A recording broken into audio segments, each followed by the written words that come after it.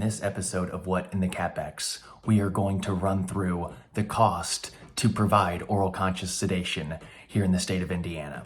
So excluding the cost of the sedation course, just for you guys at home, in the state of Indiana, you actually don't have to have a license to provide oral conscious sedation. However, we send all of our doctors to the doc sedation course so we can all speak the same language. We all are very confident in what we're doing, and it's a phenomenal course. However, that course does cost $5,000. So not going to include that in the What in the CapEx, though. That's just for you at home because it's not a mandatory spend. That's an optional spend that we choose.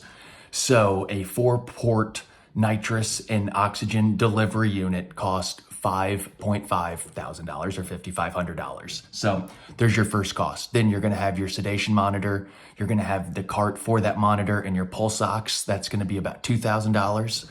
You're going to need emergency drugs, and in order to do that, you're going to need flumazenil as the reversal. You're going to need EpiPens, and you're going to need emergency drugs in case the patient has a bad reaction to the medication in oral conscious sedation, Halcyon normally, or triazolam. That's another cost because you have to buy those medications in order to prescribe them and offer them there in office.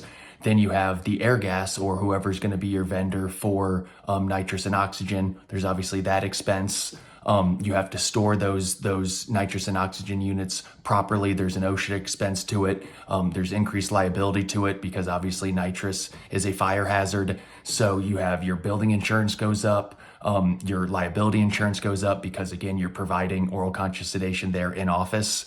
So as you can see, those costs just explode unbelievably quickly. And when you take in, it takes 30 to 45 minutes for that medication to set in. Somebody has to be observing the patient. Somebody has to be monitoring the vitals, make sure that the oxygen levels are good. All of those things are unbelievably expensive. So I like to make these videos because I think it's educational for a range of people. I think dentists right out of school, I think it's really important for them to understand the cost of goods sold and how as dental equipment and dental supplies continue to run north, us working on fixed reimbursement is incredibly disruptive. So I mean, our cost of goods sold inflation is up exponentially.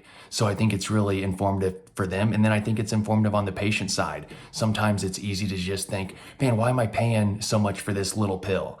It is a lot more than that little pill in some nitrous, right? I mean, as I just ran through an easy $15,000. And that's not taking in anything to actually go into the procedure. It's not taking into, again, a lot of other soft costs as well. So hope you guys found this informative. Comment down below what jumps off at the page at you. And you guys know I'm always looking to curate content you guys want to hear. What CapEx or dental expenses do you guys want to learn more about? As you guys know, we're an open book here at Lad Dental Group. So comment down below. Have a great Wednesday.